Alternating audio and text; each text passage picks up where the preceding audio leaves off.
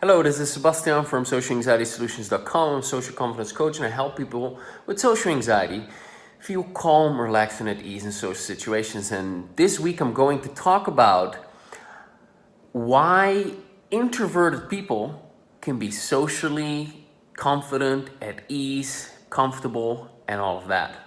And I talk about that because I've had 3 instances this week where someone either said to me or wrote to me that they were introverted and that therefore they would have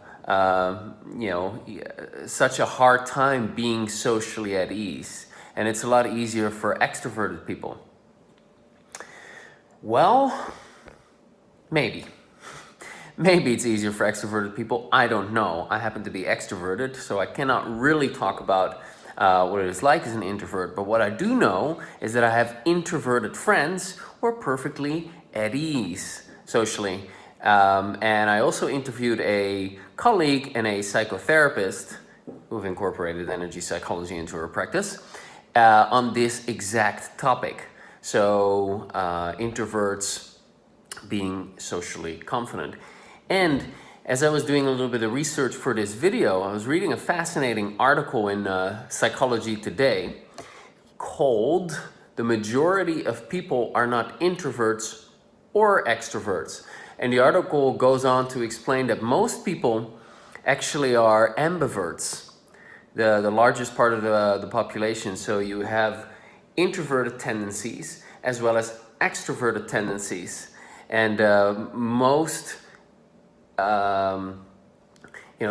there's a small part of the population that's actually, let's just say, hardcore introverted, and there's another part of the population that's actually hardcore extroverted, if you want to call it like that. And when I look at my own life, that accounts for me as well, because I get energized from hanging out with people, but yes, I also get recharged by spending time by myself.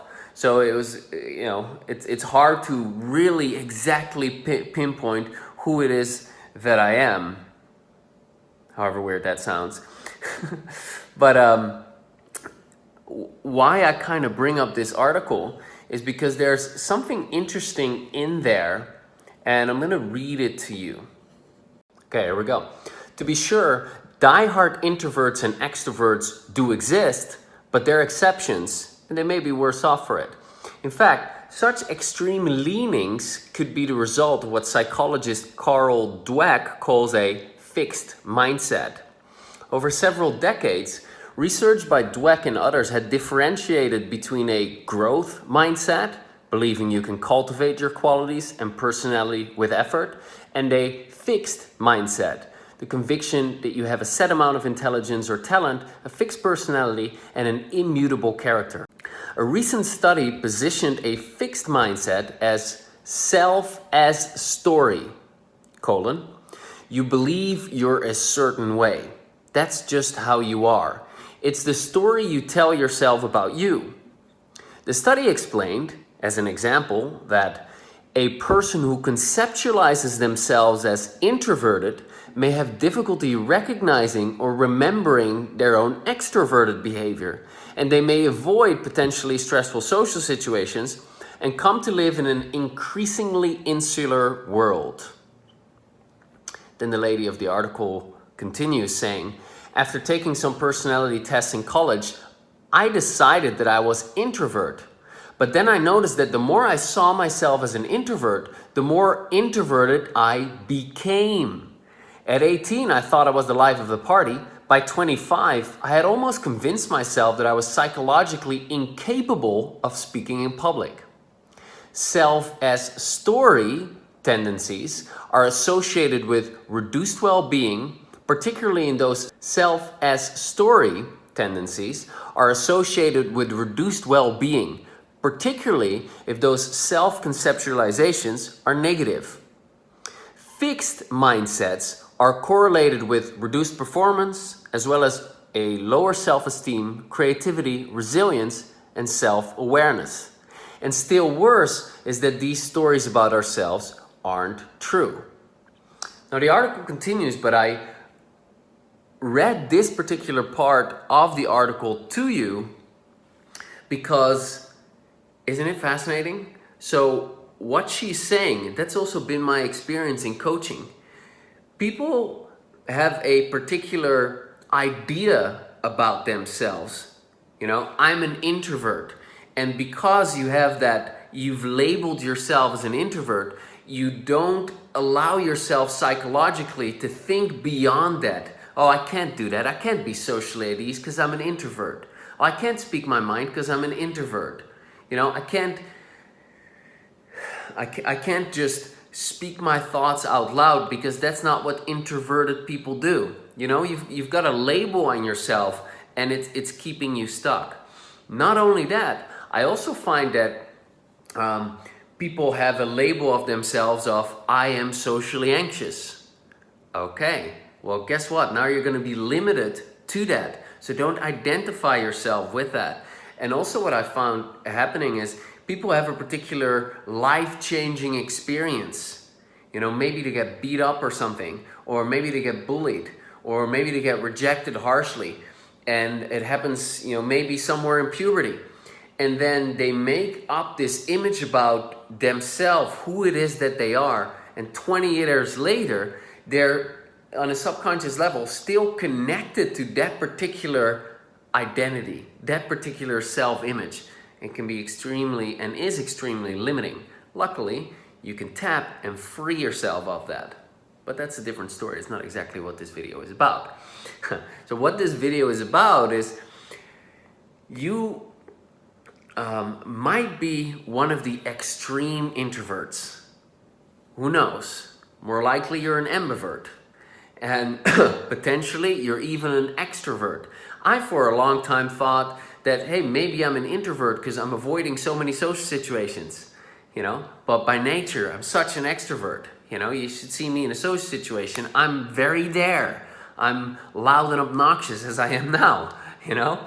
So whether you are an introvert all the way on that side of the spectrum or you are an extrovert all the way on that side of the spectrum, it doesn't matter because you can still feel at ease socially. Because feeling at ease socially doesn't come from having particular social skills. It doesn't come from being able to manipulate people into liking you. It doesn't come from saying the right things all the time. It doesn't come from being able to avoid awkward situations. Instead, it comes from feeling safe to be yourself. You know, in other words, you're okay with you. You're okay with the great sides of you. You're okay with the not great sides of you. You're okay with whatever people think of you. You're okay with making a bad impression. You're okay with making a good impression. You're confident that you're able to handle whatever comes your way, and you feel good about who it is that you are. You like yourself and you expect that other people are liking you too. And so you feel safe just being yourself, whether that's an extrovert or whether that's an introvert. Yeah? And like I said, I'm probably an ambivert, but more on the extroverted side.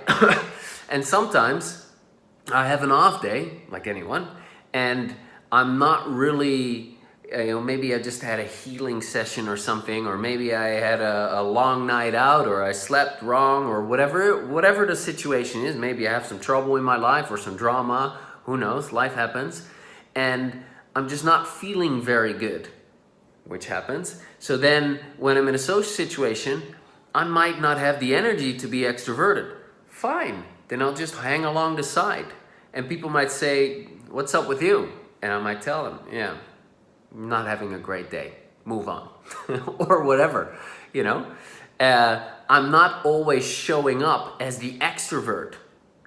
And sometimes it is actually better for me to shut up for a while because, you know, something else is going on. And then I can just, okay, you know, it's time to just lean back and listen and let the other person or the other people take the stage.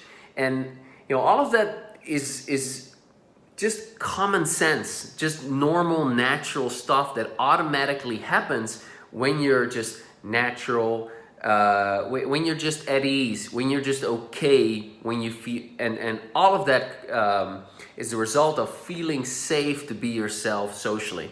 So that's the work, and that's what you can get to, whether you're an introvert or an extrovert or an ambivert or anything in between. It's just a matter of doing the work, healing your emotional wounds, getting rid of these beliefs about who it is that you are. I'm an introvert and I can't move outside of that. Get rid of that crap. Okay, so do your tapping work, and there you go. Then some real quick announcements at the end of this video.